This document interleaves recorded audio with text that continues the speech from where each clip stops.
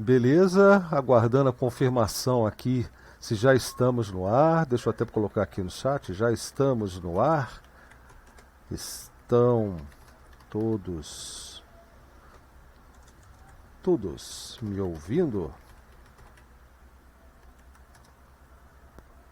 Olha lá. Eu também vou verificar aqui rapidamente. Vou deixar executando aqui a live. Parece que já começou. O Cretil já está me dando sinal de que começou. Aliás, hoje estamos aqui direto com o Jitsi novamente, né? Sem a nossa telinha de boas-vindas, porque as boas-vindas agora são dadas em pessoa. Dá boa-vinda aí pro pessoal, o Cretil, que é o único que está com a câmera aberta. E hoje a gente vai falar sobre GNU. Aqui para mim não iniciou ainda a transmissão, vou dar um reload. Deixa eu ver só aqui se agora sim. Está baixando, já temos alguns pares, né? Faustino chegou agora também. Enfim, deixa eu só parar aqui para economizar os recursos, e eu vou contar com vocês. Tudo ok por aqui, a CDMI já deu retorno. Mulim, acho que não vou conseguir assistir, a internet está complicada aqui. Rapaz, mas sempre tem aquela gravação. E agora, atendendo a pedido, nós temos também a versão podcast das lives de segunda, né? Tá lá em debxp.org/podcast. Lá você pega, inclusive, o link RSS para colocar no seu cliente preferido de podcasts e acompanhar as gravações, né, das lives de segunda, as versões ao morto das lives de segunda. Bruno Santos, boa noite. Leandro já está aqui com a gente, obrigado pelo retorno. Hoje eu vou também ser muito breve na parte dessa introdução, porque é um assunto bem interessante, mas eu preciso dizer que esse trabalho aqui ele é possível graças ao apoio de vocês. Sou muito grato a quem já apoia e convido a quem puder e tiver condições e vontade a ver na descrição da nossa live de hoje, na postagem da nossa live de hoje, que eu estou colocando aqui na rede Matrix para vocês verem, né, todas as nossas formas de apoio, tá? Como você pode ajudar o trabalho aqui do nosso, que não é mais canal DebXP, agora nós podemos falar, né, o trabalho da gente aqui na comunidade DebXP, enfim, em todas as nossas mídias, né? Nós temos blogs, nós temos comunitários, temos cursos, temos esses nossos papos, temos vídeos que vão para o YouTube no canal DebXP, mas não é mais a nossa prioridade. O canal DebXP está prioritariamente lá no Odysee.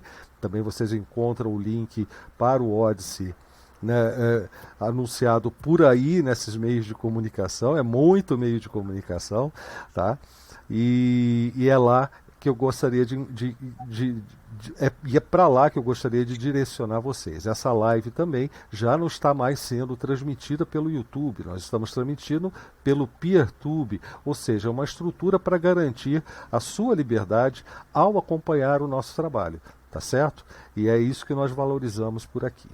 Bom, boa noite CDMI, boa noite Cretil, Agnes, Faustino que está aqui com a gente também, né? Por enquanto, para a gente falar sobre GNU sem Linux. Será que isso é possível? A gente vai entrar no assunto, mas eu queria uma boa noite tradicional aí de todo mundo, né? De quem puder, né? Abrir o microfone para conversar com o pessoal que está acompanhando a live.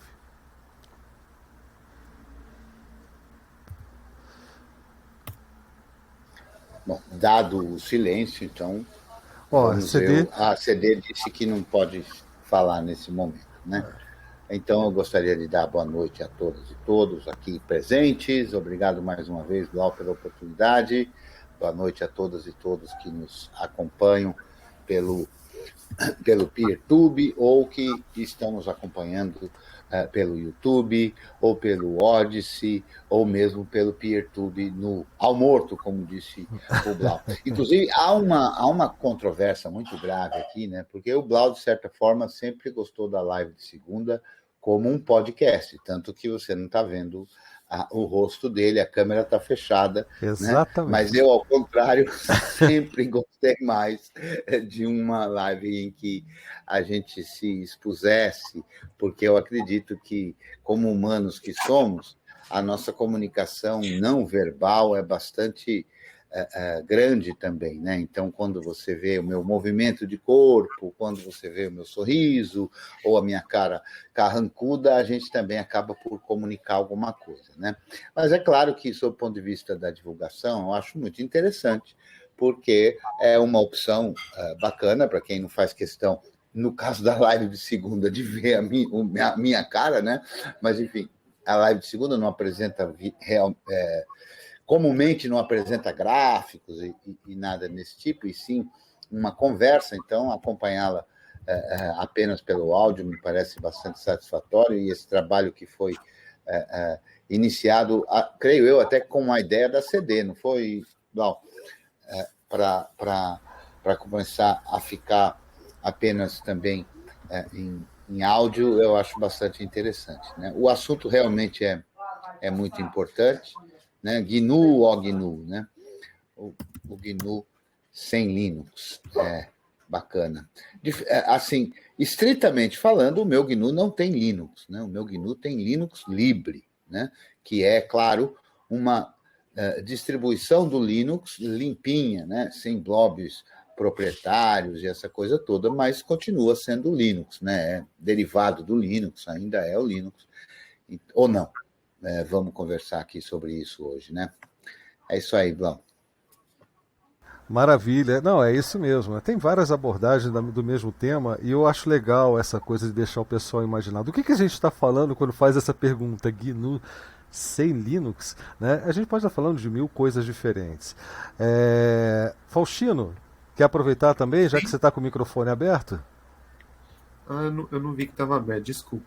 Relaxa. Não, estou aqui mais para acompanhar mesmo, para ouvir. O Jitsi funciona muito bem para ouvir, melhor que o PeerTube. Eu estou dando opção para acompanhar por aqui. Hoje o pessoal que costuma fazer isso não veio. Acho que ficou com medo do puxão de orelha, né, que a gente tem dado nas últimas lives. Vem cá, você estudou o tema? Porque quando a gente faz uma enquete para o tema, né, Faustino? É para que o pessoal estude, chegue aqui. Não que vá dar uma aula sobre o assunto, mas que faça perguntas correspondente às coisas que andou vendo ao longo da semana, né? Bem legal essa ideia. É uma oportunidade de a gente aprender junto aqui, né? O Creteu sabe coisa pra caramba. Eu tenho lá também o meu quiãozinho de conhecimento não é tão grande quanto o Creteu, mas o Creteu também não sabe de tudo. Não é verdade? O Faustino sabe mais de um monte de coisa que a gente não sabe. E como eu falo sempre lá, não é o que eu sei que importa, não é o que o Creteu sabe, mas o que todos nós sabemos juntos. Eu venho tentando colocar isso na prática. Segunda, né? Não é o papo do Blau com o Creteu, exclusivamente. Exatamente. Nem do Na verdade, seria às o papo vezes, do Blau com um monte de gente. Eu que, quando comecei a vir, não larguei mais. O Blau ainda não me mandou embora, eu venho toda segunda. O bom é que... Pergunta. Opa, então faça. Já temos uma. Sobre o Linux Libre. Se ele é, digamos assim, quase que, digamos, um fork que fosse do Linux, é retirado um código, mas ainda é Linux. E por que às vezes eu vejo que existe uma vontade de se falar que não é? Eu tenho essa, é uma dúvida, tá? Para mim é só uma dúvida mesmo.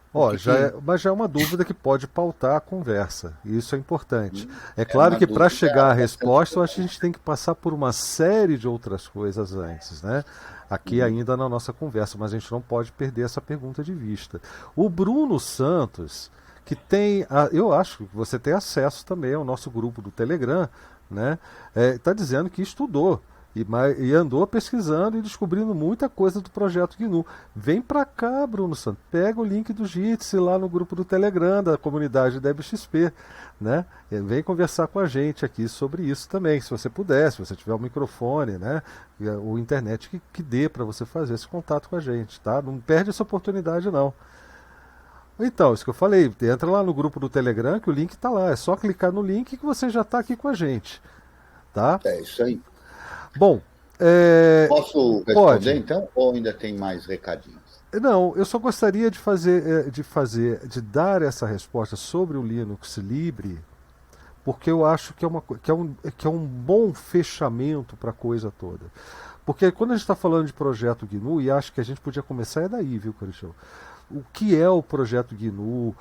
Qual a intenção do Stallman quando deu início a essa ideia, que começou a chamar gente? De onde veio a necessidade da criação de um projeto como esse, sabe? Para chegar a entender o que é o projeto GNU, o que é um sistema operacional, da forma que o projeto GNU tenta desenvolver até hoje, tá? Trabalha no desenvolvimento até hoje, e onde que o Linux se encaixa nessa história, e a questão do Linux Libre, onde que entra também nesse mesmo caminho. Eu acho que a gente pode seguir esse caminho. Se você concordar, a gente pode fazer nessa linha. Eu por acaso não concordo. É que é assim. Não, eu não vou me alongar então nessa resposta do Faustino, mas é porque assim, é porque ele falou uma coisa que não está correta, e se a gente fica na cabeça com uma coisa que não está correta há muito tempo, aquilo acaba atrapalhando a nossa compreensão. Então é assim, Linux Libre não é um fork do Linux. Por quê? Por fork, o fork é forquilha, né? Sabe do estilingue? Forquilha, né? Muito do pé de goiabeira. Bifurcação, né? Bifurcação, né? Então é uma forquilha. Não, é porque a palavra não é de origem anglo-saxã, é mesmo latina, né? Então, ou seja, a partir do momento que se tinha alguma coisa, foi-se uma por um caminho e outra por outro caminho. Aí se dá o nome de fork. Então, por exemplo, a gente pode dizer que o Mate, que é um ambiente de desktop, é um fork do GNOME, porque foi por um caminho diferente de desenvolvimento. O Linux Libre, a gente tem que imaginar que ele é um derivado do Linux. Por quê? Porque a cada nova versão do Linux, se aplica a ela, pega o pessoal do Linux Libre, pega o código do Linux, roda sobre ele um monte de scripts e produz uma versão de código correspondente. Então, é o Linux Libre correspondente à versão tal do Linux. O pessoal do kernel.org lá, da Linux Foundation, dos desenvolvedores do Linux, lança uma nova versão de Linux, novamente esses scripts pegam o código, identificam e retiram blobs e geram uma versão correspondente do Linux Libre. Então, o pessoal que ajuda e colabora no Linux Libre não desenvolve o código do Linux propriamente dito, né? Então, não é um fork, é um projeto derivado. E é um projeto que visa basicamente, Faustino, a limpeza de fato do kernel, que é o mesmo kernel Linux. Não há uma mudança. Mas então o código é 100% Linux, não foi um fork que foi desenvolvido. Se você considerar o que sobra, sim, o que sobra ainda é Linux. A gente não pode dizer que é 100% Linux. A gente não pode dizer que é 100% Linux, porque não é igual. Para poder dizer que é 100%, teria que ser igual. Não é igual, é diferente. Mas desenvolvido pelo projeto, né? Isso que eu quis dizer. Desculpa. Isso, exatamente. É o mesmo Linux. Fica fácil assim. Eu tenho uma mesa cheia de coisas. Aí eu olho lá por cima da mesa o que é que tem e encontro algumas coisas, umas poeirinhas, umas coisas que não são muito agradáveis, uma remela lá que deixaram cair ali, um pedacinho de chiclete, eu vou, arranco aquelas coisas, eu continuo com a minha mesa, só que agora limpinha, arrumadinha. Essa é a ideia. Exatamente. Não é uma mesa nova, não é uma mesa diferente. Não mudo o pé da mesa, eu não mudo nada, entendeu? Entendi, obrigado. Estava com essa dúvida mesmo. Agora, o mais importante disso é que a questão de o pessoal se recusa a chamar de Linux. Não é que o pessoal se recuse, é que esse é o Linux tratado pelo projeto GNU. Tanto que ele recebe no próprio nome, no final, o Linux, número, versão tal, traço GNU. Porque é o Linux que o projeto GNU distribui. E por isso que eu também brinco que dizendo que hoje o Cretil também pode dizer, nós podemos dizer que utilizamos um sistema operacional GNU. Todos os dois componentes principais, né, vêm do projeto GNU. Exato. O Linux Libre surgiu depois ele foi incorporado ao projeto GNU, né? Então hoje ele é parte do projeto GNU também. Exatamente. Bom, quanto à outra abordagem, eu acho que é importante ainda, apesar da correção, e tudo bem, não tem problema. Agora podemos ir para o contexto geral. Eu acho que é importante a gente entender o que significa GNU quando a gente fala em uma distribuição GNU. Aí vem barra Linux ou mais Linux, ou como o Cretil gosta de falar, o GNU com Linux, com o kernel Linux, né? Para entender o que seria o GNU sem o Linux. O GNU ele não é apenas um projeto de um sistema operacional. E essa é a parte principal.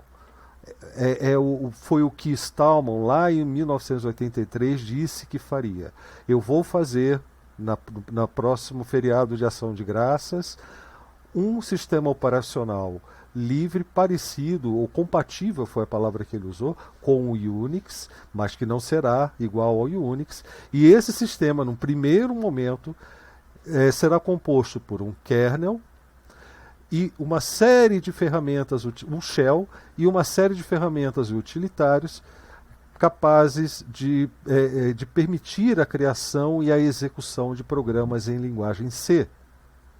Então, esse era o projeto e o primeiro momento de um sistema operacional. E daí surge, ao longo dos anos seguintes, o chamado Projeto GNU, todo ele criado em torno da ideia da criação de um sistema operacional.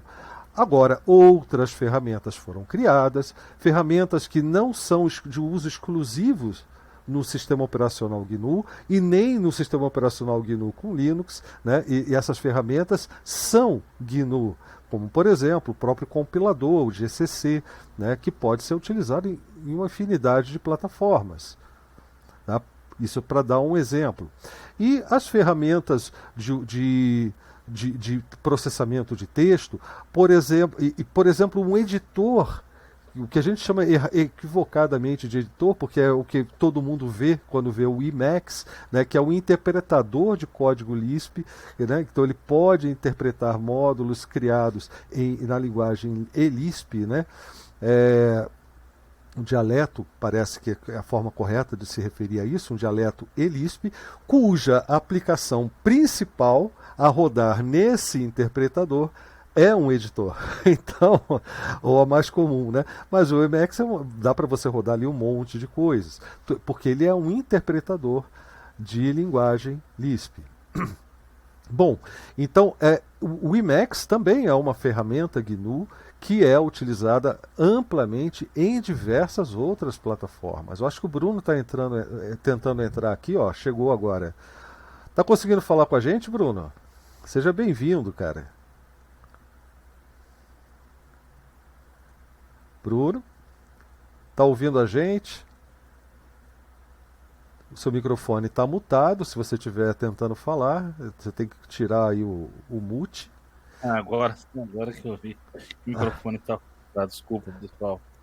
Valeu, cara. Valeu por entrar aí. Você que pesquisou também essa semana. A gente já está aqui dando uma pincelada sobre a parte do GNU. O que é o GNU? Mas você pode dar o seu boa noite aí e tal. Sim. Eu gostaria de dar boa noite a todos que estão ouvindo, vendo. Aos que também vão ouvir o vídeo depois, né? Daí também estendo para bom dia e boa tarde também. Bem, o que eu entendo por GNU é um projeto magnífico, feito a partir de uma constatação de uma pessoa que enfrentava dificuldades no seu ambiente de trabalho / pesquisa, ou seja, o cara veio de um ambiente de pesquisa. Olha só, o ambiente onde eu estou hoje é um ambiente de o Richard Stallman estava no MIT quando ele estava com problemas, né, com impressora, com computadores novos que o laboratório de inteligência artificial iria adquirir, e não tinha software livre mais, a comunidade dele se desfazendo. Ele decide se retirar do MIT inicial por projeto GNU dele, que tem coisas interessantíssimas que são, parece que estão colocados como low profile, né? Várias bibliotecas, vários softwares, várias ferramentas que ele criou e toda uma comunidade também que são interessantíssimas.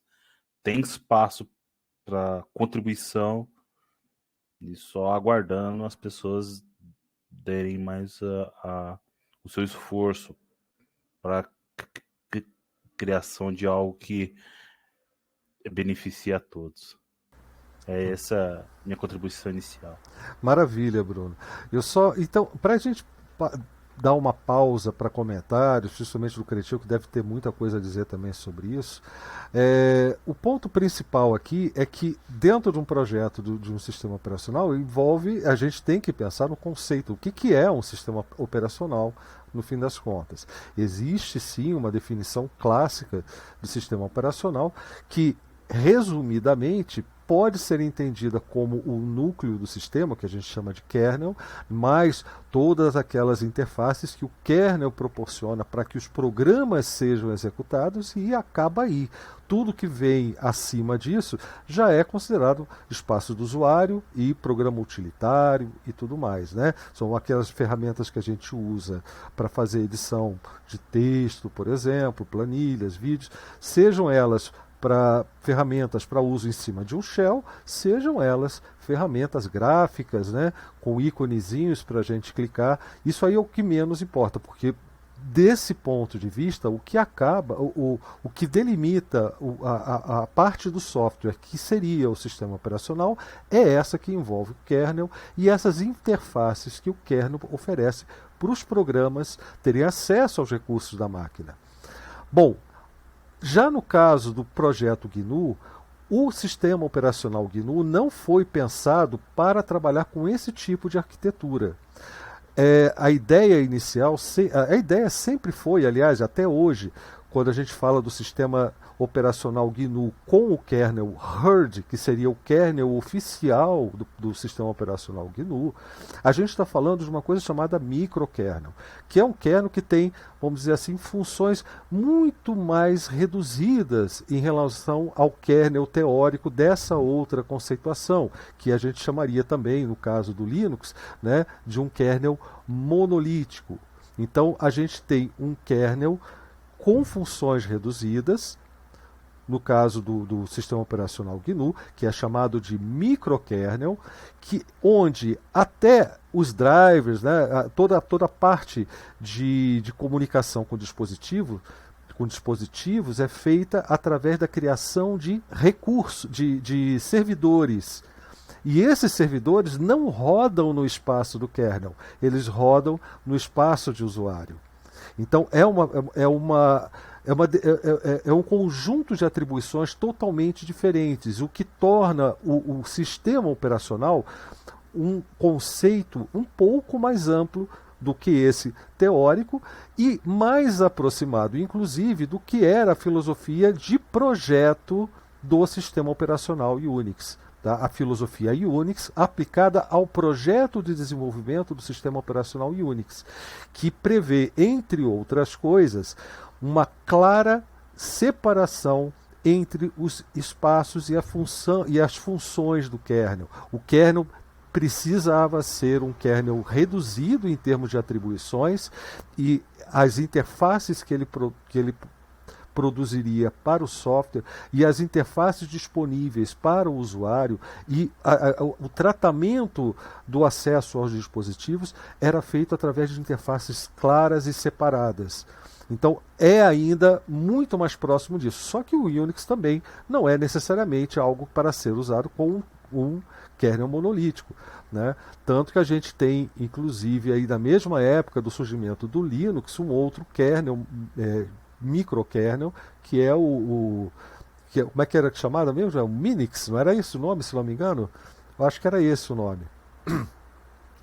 E que, inclusive, gerou uma discussão muito legal de ler nas listas da época, né, entre o Linus Torvald e o criador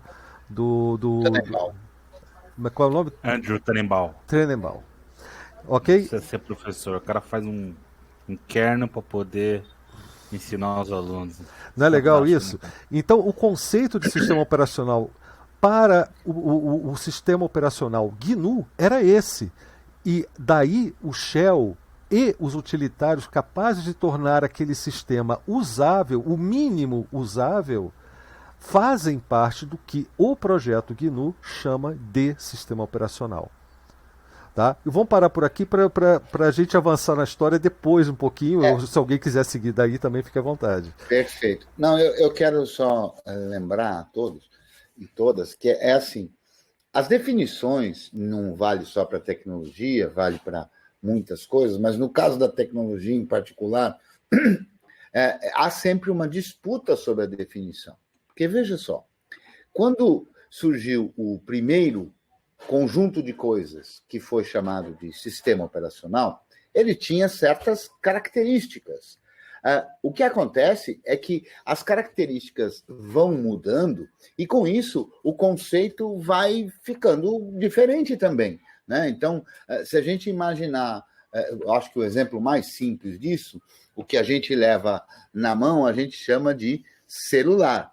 Mas o celular que a gente carrega na mão, que está aqui comigo na mão, hoje, ele é completamente diferente do objeto que foi criado há um bocado de ano atrás, que pela primeira vez foi chamado de celular. Né? Aqui no Brasil a gente chama de celular, né? Em Portugal se chama de o móvel, né? E em inglês pode chamar de cell phone ou de mobile, né? E por aí afora, mas o celular no português é porque o funcionamento se dá por células, né? Então, cada equipamento, cada aparelho desse se comunica com células, que estão lá nas tais torres da telefonia celular.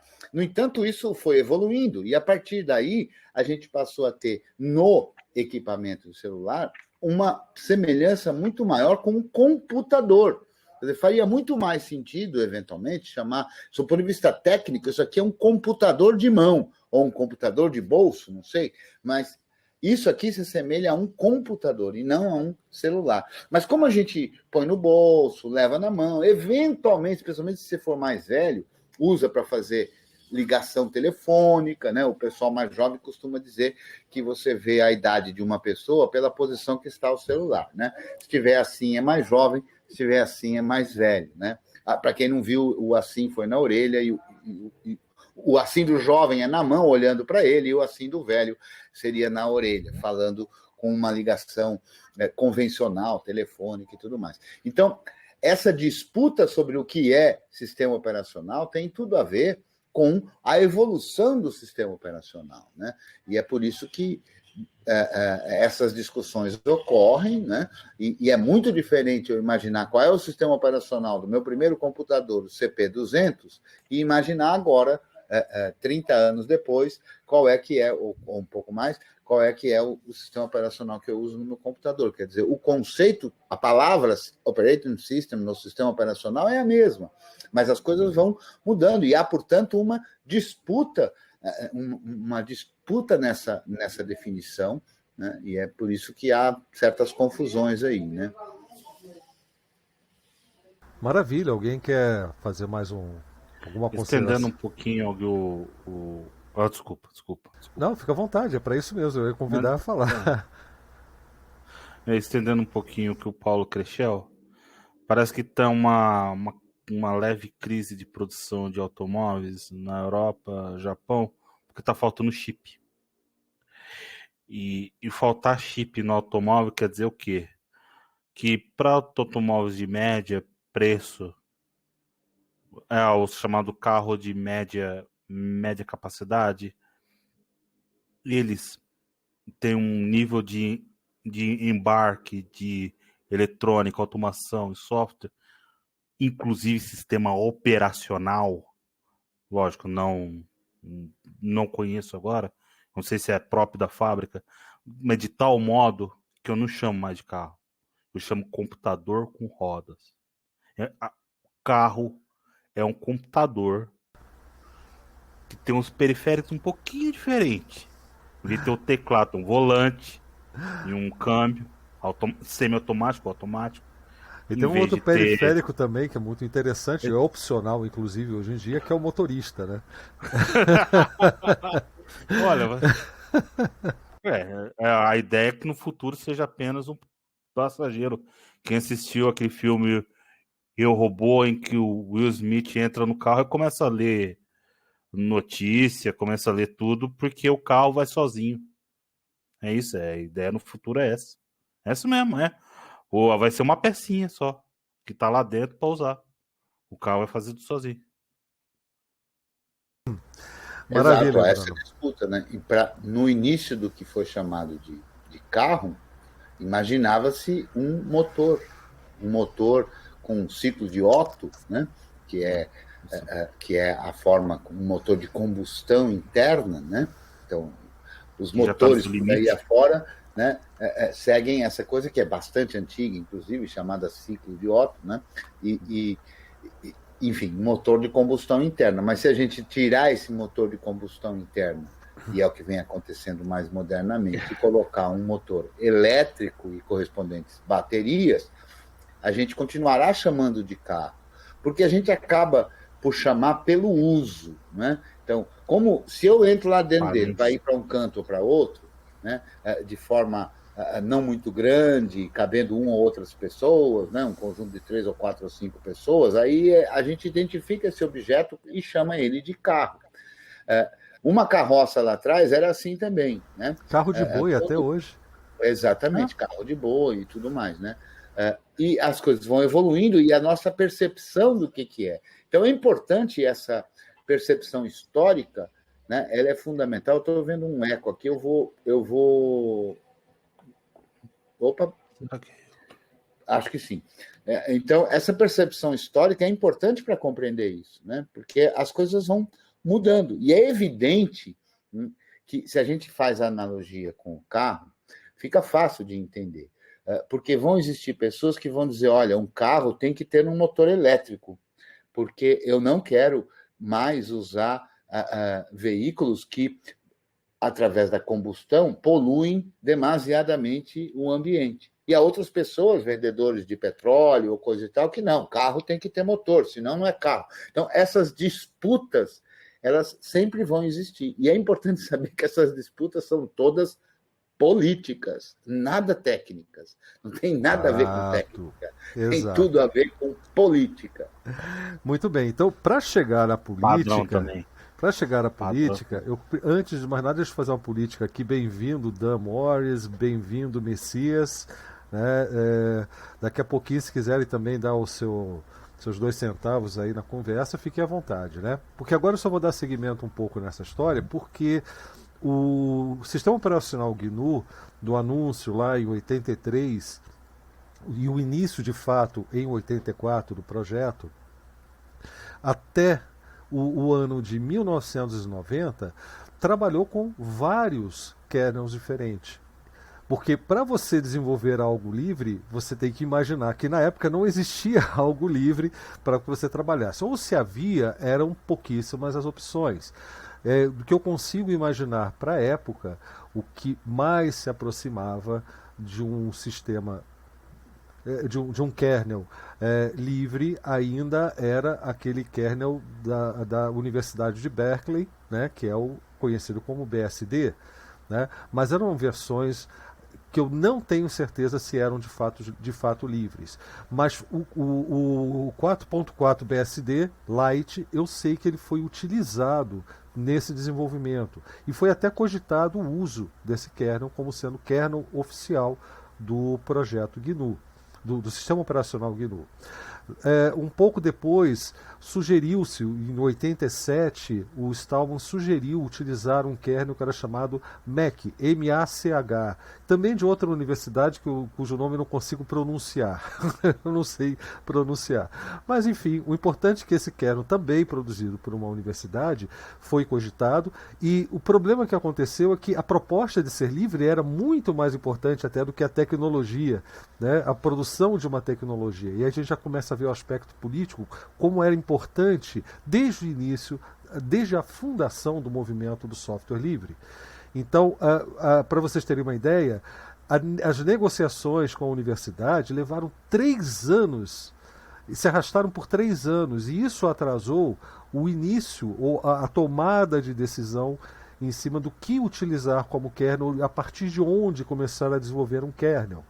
Até que em 1990, aí sim, decidiram começar o desenvolvimento do kernel oficial do projeto GNU, que era o kernel HURD, H-U-R-D. Interessante que, pela proposta desse kernel HURD, não demorou muito para que Stallman e os desenvolvedores do sistema operacional GNU entendessem que aquilo seria mais um projeto. Como é que se fala quando você está desenvolvendo um projeto? É um projeto de pesquisa, né?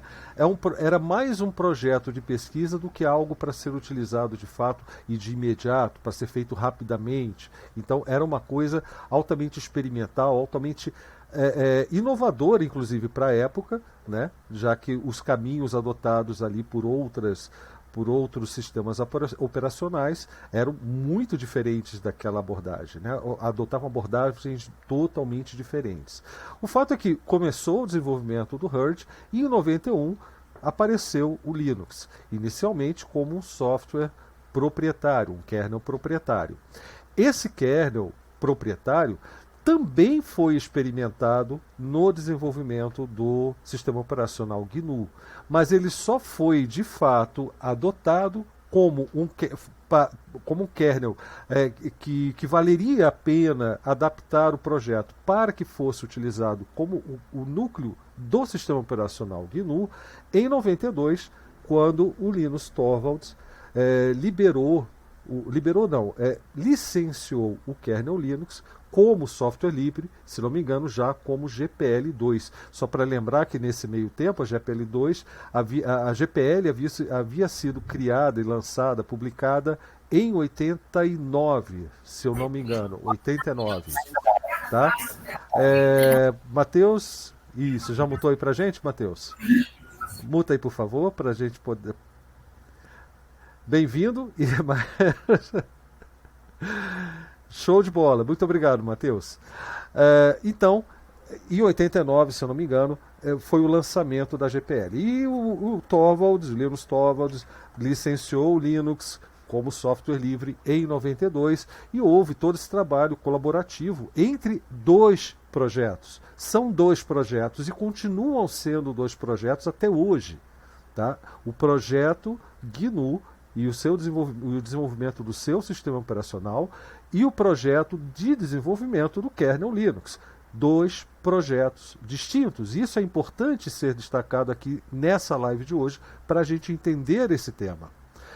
O fato é que Linus Torvalds, apesar desse licenciamento, e todo mundo empolgadaço com o surgimento do Linux e a possibilidade de usar o Linux com um sistema operacional prontinho, que já era o sistema operacional GNU, que já dava todas as ferramentas que o pessoal precisava para continuar esse desenvolvimento, gerou uma empolgação, um frenesí muito grande, e muita gente ficou interessada em já colocar esse kernel junto com esse sistema operacional para funcionar com o hardware da época.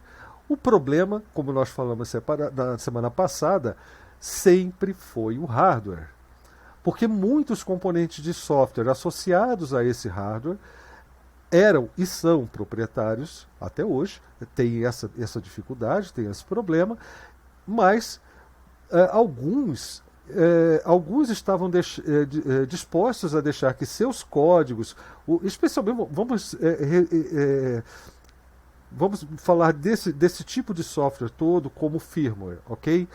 Esse firmware fosse incluído no kernel na forma binária, ou seja, não era um código legível por um programador, não daria para estudar, eram zeros e uns, eram bytes, sequências de bits que corresponderiam já ao programa compilado e pronto para ser executado. Então, esses programas em forma binária, que a gente chama de blobs, foram sendo incluídos gradativamente ao próprio kernel. E isso gerou muita confusão, porque o kernel, para funcionar com certos hardware, dependia desses blobs, mas esses blobs eram proprietários.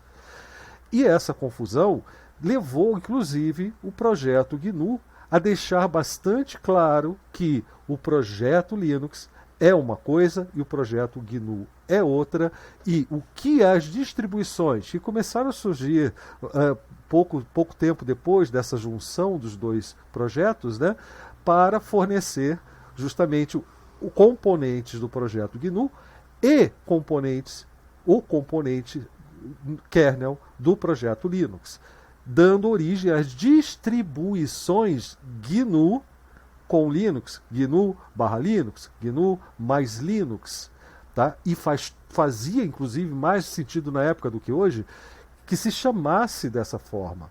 Eram dois projetos diferentes, um terceiro projeto que a gente chama de distribuição cuidava de reunir essas duas coisas para oferecer aos utilizadores um sistema operacional funcional, capaz de funcionar, né, que servisse para alguma coisa, que as distribuições chamavam de GNU/Linux.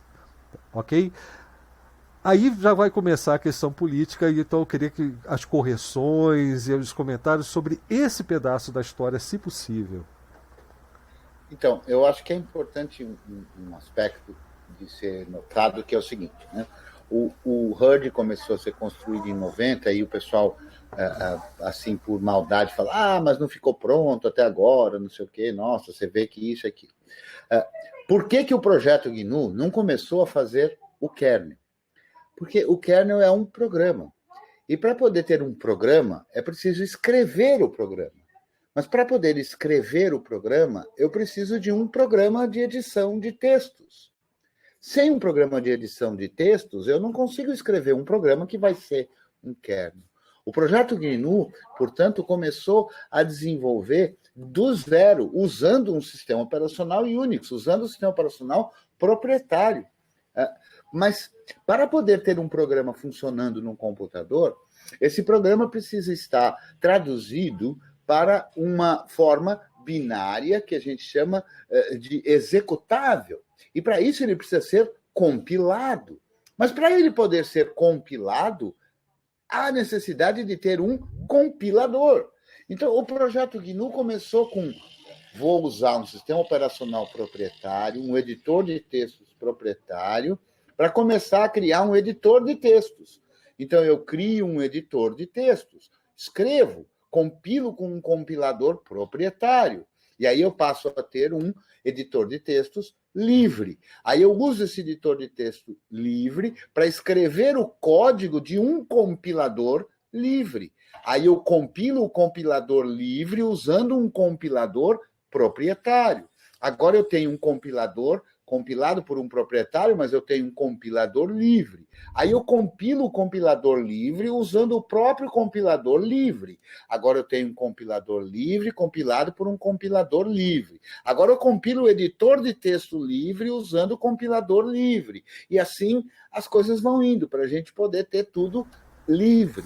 Então, portanto, o projeto GNU começa com todas as ferramentas inicialmente que vão dar suporte a todo o resto. O próprio Linus Torvalds, para desenvolver o kernel Linux, usou ferramentas do projeto GNU, fundamentalmente, especialmente, sem o qual era impossível ter Linux, o GCC, que é o compilador livre do projeto GNU. Então, a própria mensagem de lançamento na lista que o Linus Torvalds fez, ele fala: olha, o meu projeto é um projeto por diversão, não é um projeto sério como é o projeto GNU. Então, muita gente acha que o GNU só é alguma coisa por conta do Linux, e isso não é, em absoluto, historicamente verdadeiro. Ao contrário, se o Linux apenas fosse o kernel e com ele ficasse, teria morrido lá em Helsinki, na Finlândia, e provavelmente a gente nunca nem saberia da existência dele nos dias de hoje. Só foi possível ele ganhar importância porque ele foi colocado num projeto de um sistema operacional que já tinha reconhecimento nas universidades. Então, a coisa começa a crescer a partir daí, né? Até a gente chegar em 1998, mas aí eu vou deixar para falar depois. Antes de chegar em 98, eu pensei que você fosse comentar isso, porque já é uma primeira resposta para o tema de hoje, se você pensar bem. Se a gente pensar no sistema operacional GNU, ele rodou sem um kernel Linux por pelo menos 7 anos. Ele já nasceu sem o Linux. O projeto GNU não nasceu com o Linux. O sistema operacional GNU, durante todo esse processo de desenvolvimento e todas essas etapas anteriores, até você poder dizer, não, isso aqui é o meu sistema operacional, né? Faltando apenas o kernel, mas ele já rodou sem o kernel Linux. De fato, ele só que ainda não era totalmente livre, né? Porque o kernel que era executado nesse momento não era livre ainda. Mas o que havia de GNU já rodava sem kernel Linux por pelo menos 7 anos. Isso é importante a gente perceber. Porque a parte que vem... A definição dessa história, vamos dizer assim, a gente está colocando os players na jogada aqui por enquanto, né? Os jogadores aqui no tabuleiro. Pode deixar, Bruno, já vi. Mas a história vai começar a se definir pela grande virada que houve em 98, né? A grande puxada de tapete que aconteceu em 98. Mas, se você pensar nesse período todo, desde a ideia do desenvolvimento até você ter as ferramentas prontas, a chegada do kernel Linux, a união desses dois projetos através dos projetos das distribuições, não é verdade? Isso tudo coloca em escala várias coisas. Primeiro, o GNU funcionou sem Linux durante 7 anos, até o Linux ser introduzido ao sistema. De 92 a 98, que são aí mais 6 anos, o que houve foi o uso do kernel Linux, mas não houve uma interrupção do projeto GNU, que continuou o seu desenvolvimento e ir atrás das soluções para o seu próprio kernel. Ainda dessa forma, sob essa ótica de um projeto experimental, de um projeto de pesquisa. O próprio Stallman diz isso, né, que era ficou claro que era mais um projeto de pesquisa do que a intenção de criar algo que pudesse ser utilizado de imediato. Até que chega 98. Mas também eu quero ouvir o Bruno antes disso. Fala aí, Bruno. O Cretil, ele deu uma conta. Ele foi contando uma sequência de eventos. Eu preciso dar uma contextualização histórica para isso. Para quem não entendeu muito o contexto que o Cretil falou, eu vou citar aqui o livro do João Heriberto Mota, na página 53, Richard revoltado iniciou o desenvolvimento do GNU pelo compilador. Assim nasceu o compilador C chamado GCC GNU C Compiler. Hoje trocou um pouco o nome, né? Seria GNU Compiler Collection, né? Que já é mais do que um. Entre o início uma coleção de compiladores, exatamente. Exato. Ou seja, o projeto está em andamento, ele está evoluindo, ele está andando. Ele não fez isso, falou, tá bom, acabou por aqui. Entre o início e o fim do GCC, Stallman fez o GNU Emacs, olha só, um editor de texto muito utilizado até hoje, cujo desenvolvimento começou em setembro de 84. No início de 85, o Emacs já podia ser utilizado. E essa contextualização toda histórica, vendo-se em sentido de que algumas especulações eu mesmo já fiz. Se não tivesse dado certo, se o Linus Torvalds quisesse manter com um projeto puramente pessoal, ele sozinho, na raça, fazendo o kernel dele como um exercício, como uma prova, como algo pessoal, provavelmente o projeto GNU ia dar andamento, mais esforço a um kernel. Essa é uma questão interessante que eu já me fiz. É lógico, o e se na história é muito complicado, né? O e se você fala para o futuro e não para o passado, mas é uma especulação interessantíssima. Até porque houve também a cogitação de utilizar outros kernels entre 90 e 92, tá? A gente resume o que a gente conhece da história, o que é mais publicado na época, que é a questão do Mac, né, e do 4.4 BSD, antes de chegar à decisão de fazer o próprio kernel, mas surgiu, como eu falei agora um pouco, o Minix, que era o mais próximo até do que o Stallman queria para o sistema operacional GNU, né? E o Linux, a questão aí de licença era muito importante, tanto que nem o Linux foi utilizado de imediato, né? E também fugia um pouco da proposta. O que eu vejo aí, se ninguém tiver algo mais a acrescentar, antes de eu falar do que acontece em 98, né? O que eu vejo aí é que fica bem claro isso, né? As distribuições, elas fizeram esse papel de unir os dois sistemas. Não foi uma coisa que partiu. Não é o projeto GNU pegando um kernel Linux e agregando ao que eles já possuíam do seu sistema operacional. Não. Eram as distribuições pegando o Linux, pegando parte do projeto GNU, do sistema operacional GNU, e agregando as duas coisas para fornecer um sistema operacional utilizável. Tá? Assim surgiu o Slackware, assim surgiu o Debian. Tá? Foram os dois primeiros aí que eu tenho notícia.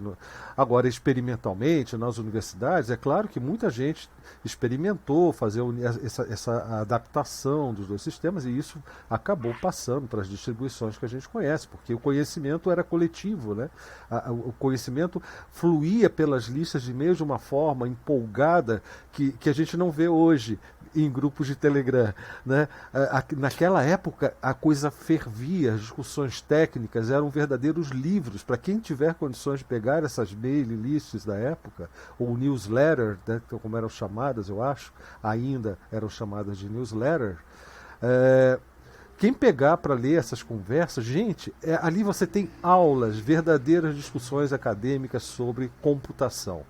Tá? É ali que você aprende computação, sistemas operacionais, essas coisas todas. Tá? Bom, mas o que aconteceu em 98? Quem que dá um chute aí do que aconteceu em 98? Eu aposto que todo mundo vai errar. Bom, em 98, sob pressão aí da judicial, até da Microsoft, né, a Netscape... Enfim, a Netscape acabou abrindo o código do seu navegador, e o que deu origem, inclusive, ao Mozilla, né, ao navegador Mozilla e tudo mais. E tinha um cara que não tinha nada a ver com software livre. Do software livre ele só gostava desse tráfego de conhecimento, né, do modelo colaborativo de desenvolvimento, e ele enxergava nisso um potencial mercadológico incrível.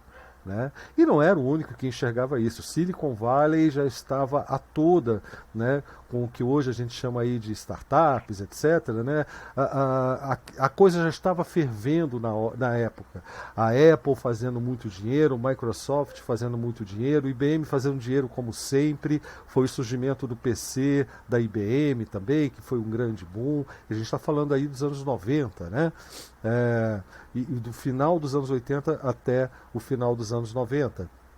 Então já havia consciência que não havia nas décadas anteriores do potencial mercadológico disso tudo.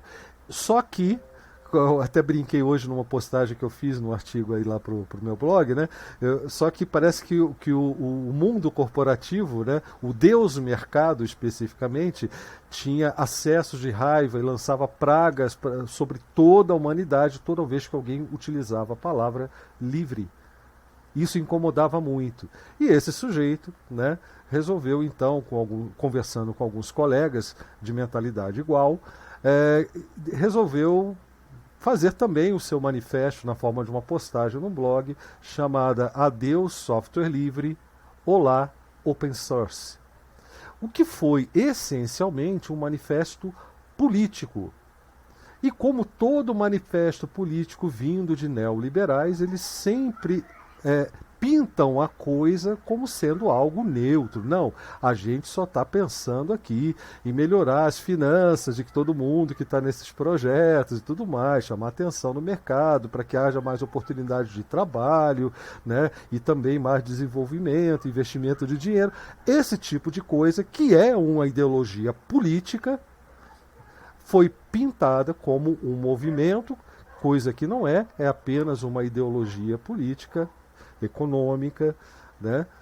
E esse manifesto, ele inicia uma campanha ferrenha, às vezes desonesta, explicitamente, às vezes apenas sutilmente, chamada Iniciativa Open Source. Para quem acha que o problema do nome, como que você chama a sua distribuição? Ela é GNU com Linux ou é só Linux? Você acha que isso divide uma comunidade? Não, isso já é consequência, isso já é uma consequência do surgimento desta ideologia em 1998. Tá? A ideologia da Open Source Initiative. E isso que causou realmente um abalo sísmico, porque é muito tentador para desenvolvedores, participantes de projetos, colaboradores, você vê o seu trabalho sendo financiado por empresas, por corporações, e até muita gente disposta a fazer vista grossa em relação aos valores que levaram à formação daquela comunidade. E isso sempre existe e sempre vai existir. Sempre existia na época e existe até hoje e vai existir sempre, enquanto houver essa mentalidade oportunista, capitalista, da ilusão da escolha, fetiche de mercadoria e coisas desse tipo. Então, do consumismo e tudo mais. Então foi muito sedutora o surgimento dessa ideologia. E houve sim, e acontece até hoje, uma campanha para suprimir os valores do software livre, porque isso incomoda o mercado. O mercado não gosta de ser pressionado no sentido de ter que pensar sobre coisas que digam respeito a valores éticos, filosóficos, sociais, morais. O mercado não gosta disso. O mercado gosta da suposta neutralidade de não, são apenas negócios. Não, é apenas o lado técnico. Não, eu só quero que funcione a minha máquina, que eu comprei com o meu suado dinheirinho. Isso é o que o mercado quer, essa suposta neutralidade. Não importa quem vai pagar a conta, não importa a desigualdade que isso cria, não importa o vácuo de conhecimento que você cria ao estabelecer esses valores, se é que a gente pode chamar de valores. Bom, o valor ruim também é um valor, né? Mas essa foi a grande virada. Aí passou a fazer diferença, passou a ser importante, não como você chama. Eu chamo de Linux. Não, eu chamo de GNU Linux. Mas que houvesse esse choque. Não, eu chamo de Linux. Não, você não pode chamar de Linux. Chama de GNU Linux por causa disso, disso, disso. Não, eu só chamo de GNU Linux. Não, você não pode chamar de GNU Linux por causa disso, disso, disso. A ponto de nego fazer vídeo até hoje dizendo 1000 besteiras, né? Perguntando se, por exemplo, até onde vai o GNU no Linux, né? Coisas desse tipo que não fazem o menor sentido, por não se tratar de algo quantitativo.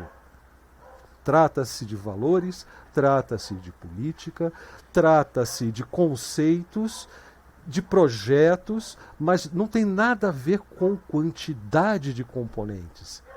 E isso que muita gente não entende. Para começar, acha que o Linux com o GNU já sai da Linux Foundation prontinho. E não é isso. São as distribuições que juntam as coisas. Mas a política, a discussão, a discórdia política, não é nem discussão política, a discórdia política surgiu para dividir, porque interessa ao mercado, à iniciativa open source, que as pessoas percam seu tempo discutindo coisas sem sentido. Isso abre espaço para eles fazer o que eles realmente querem, que é entregar ao mercado mão de obra barata ou gratuita, de altíssima qualidade, que acredita estar fazendo um bem ou está trabalhando em algo inovador, coisa da nova era de Aquários, um trabalho colaborativo, né? Puxa, que legal, eu estou aprendendo, e ao mesmo tempo eu estou ajudando, meu trabalho vai chegar a milhões de pessoas, eu estou aqui colaborando de graça para esse projeto, e o projeto é um projeto proprietário, e o projeto só é open source. Né? Ou pertence a pode até ser um projeto livre, licenciado de forma livre, mas pertence a uma grande companhia que vai determinar para onde vai o projeto. Você tem a liberdade, de utilizar o software da forma que você quiser, mas você não tem a liberdade de escolher que software vai chegar até você para você usar como você quiser, porque eles é que determinam. No dia, por exemplo, agora, já na década passada, no dia que o systemd foi abraçado por essas mesmas corporações e chegou ao seu sistema operacional, se eu não me engano, foi a primeira edição do Debian, foi a do Jesse, né, que adotou o systemd, mas chegou ali, acabou o seu direito de escolher algo para exercer a sua primeira liberdade. E também, hoje, a gente está vendo que até as outras liberdades estão sendo violadas pelo simples fato de que é um projeto tão grande, tão complexo, tão intricado, que você não tem condições e recursos, principalmente recursos, para orientar um projeto derivado sem o uso dessa tecnologia. Porque essa é a tecnologia que interessa às corporações, essa é a tecnologia que interessa ao mercado. Não faz parte do ideário dessas corporações pensar em software livre. Pensar no que gerou tudo isso que eles usam hoje e abusam hoje, lá em 1983, 84. A origem dessa tecnologia é o que menos importa. Mas, enfim, já falei demais, daqui a pouco fico fazendo discurso, alguém vai gritar, muito bem! Ou vai vaiar. Olha só, eu acho que o que é importante perceber também pode ser percebido da seguinte maneira, é o foco, né? Então, o foco do projeto GNU para criar um sistema operacional usando exclusivamente softwares livres, o foco, que é o foco do software livre, é o usuário. E é justamente por isso também que surgiu, mais ou menos na mesma época, acho que em 1985, a Free Software Foundation, uma fundação para proteger os usuários de softwares livres. Então, o foco do software livre, o foco do projeto GNU é o usuário, é a liberdade de software do usuário. O foco do open source não é o usuário. O foco do open source é o produto software, que ele seja desenvolvido colaborativamente e, por isso, se torne um produto de melhor qualidade técnica, mas, ao mesmo tempo em que se retira a palavra liberdade, né, ao mesmo tempo em que se usa, como o Blau falou, esses conceitos tipicamente neoliberais, de aparente neutralidade, portanto, de aparente ponderação e, portanto, de aparente bom senso, não é? O foco do open source são as corporações, são as empresas. O foco, inclusive, foi usado durante bastante tempo, a ideia de passado como uma vantagem do open source, que as empresas poderiam ter mão de obra gratuita de desenvolvedores, que esses sim, eventualmente, no foco do usuário, pudessem aproveitar. Então, e aí eu gostaria de falar uma coisa que não vale só para o software livre, vale para todo o restante, a meu ver. Quando alguém tenta passar para você uma ideia, dizendo que aquela ideia é neutra, que aquela ideia é só técnica, não tem nada de política, não tem nada de filosofia, aprenda, esta pessoa está te enganando. Não existe uma ideia neutra, não existe uma ideia apolítica. toda ideia é política, toda ideia tem o seu próprio viés. Se o Blau me permitir, eu posso dar um exemplo. Tá permitido, Tabata cara. Amaral. Tabata Amaral. E não é só ela, cara. O que tem no jornalismo também, aquela ideia de que, olha, vamos buscar a neutralidade, nem a esquerda e a direita. Ela só está repetindo um discurso que já tinha ganhado um público antes dela aparecer. O público geral nem acredita mais. Pois a Tabata ainda engana alguns. O jornalismo brasileiro não engana mais ninguém. Esse aí, o jornalista que se chama, ele até ganha até um... Ele até ganha um apelido, desculpa, né? Isentão, Bruno, né? Eu vou ter que discordar veementemente. Você tá o jornalismo continua. Bom, o que é chamado de jornalismo, né? O jornalismo ainda engana muito. Né? As pessoas saem às ruas vestidas de verde e amarelo por conta de uma enganação jornalística. E continuam fazendo isso, né? Mas eu não queria entrar nesta política partidária. Apenas como um conceito, Bruno, só para eu encerrar essa coisa, é esse conceito da não neutralidade. E isso não é ruim. Não ser neutro não é uma coisa ruim. Isso não, por exemplo, eu não sou neutro, eu tenho a minha forma de pensar, o meu ideal, ou seja, aquilo que não é verdadeiro, mas que está no campo das minhas ideias, como eu acho que deveria ser. E assim todos nós podemos ter isso. Todos nós podemos ter um ideal construído por nós mesmos, através da nossa experiência, ou por alguns, apenas reproduzido como a fala de outro, sem reflexão e sem esse tipo de coisa. Mas não há uma neutralidade, né? Então, não há alguém sem posição. Quando alguém diz, eu não tenho posição, esta é a posição dele. É deixar que outros decidam. É deixar que as coisas vão ao bel prazer, ao sabor de como elas estão indo, né? Então, é por isso que é importante perceber que, como o Blau disse, o Open Source é um movimento político, é uma ação política, disfarçada de uma ação técnica. Por que ela é política? E ela é muito clara. As pessoas do software livre, inclusive, demoraram a perceber. Exatamente. É muito claro, está escrito literalmente, né? Adeus software livre, olá open source, ou código aberto, enfim. Ela tem uma razão explícita de destruir o software livre, de destruir os conceitos e, portanto, a defesa do usuário. E é o que a gente vê hoje. A maioria das corporações no planeta, e especialmente as corporações ligadas à tecnologia, todas elas têm como seu ponto fundamental e principal o software sob uma licença livre, que permite que a empresa use das 4 liberdades, que a empresa usufrua do que o software livre disponibiliza. E as empresas, e a Liberdade Zero garante isso, as empresas podem fazer o uso que querem, né? E o uso que elas fazem, efetivamente, nos dias de hoje, é aprisionar os usuários. E por que isso não é rechaçado? Porque o foco do open source não é o usuário. Se você é usuário, ou utilizador ou utilizadora, como sempre prefere, né? Saiba que o que está em jogo é a sua liberdade. E não é apenas a sua liberdade de software, isso é que tem que estar muito claro para todos. Porque as outras todas suas liberdades, nos dias de hoje, são dependentes da sua liberdade de software.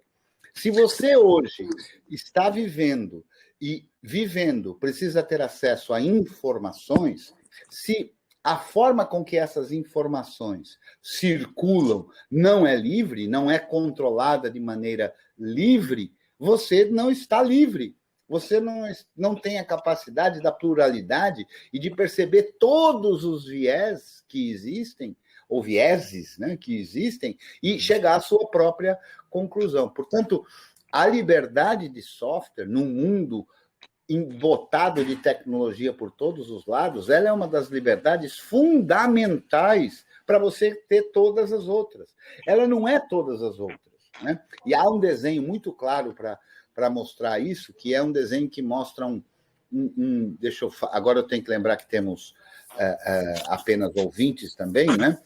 Imagine aquele portal que fica, às vezes, na frente, numa entrada de uma fazenda, assim, composto só por pedras, um arco composto por várias pedras, né? Então, a gente tem um arco com 7, 8, 9 pedras, e as pedras, umas empurrando as outras, dão consistência a esse arco, e esse arco para em pé. Se eu tirar uma dessas pedras, todas as outras caem. Qualquer uma dessas pedras que eu tire, caem todas as outras. Então, o software livre, ou seja, eu poder saber o que está sendo executado na minha máquina, eu poder saber o que está sendo feito com os meus dados, com a minha informação, com os meus metadados, do onde eu fui, onde eu não fui, com quem eu falei, com quem eu não falei. Não é só o que eu falei, mas com quem eu falei, quando eu falei, quanto eu falo, tudo isso compõe um conjunto de informações a nosso respeito, que se a gente não tem controle de como isso é utilizado, o que acontece? O que acontece é que a gente perde uma das liberdades essenciais. E ao perder essa liberdade essencial, a gente vai perder todas as outras, né?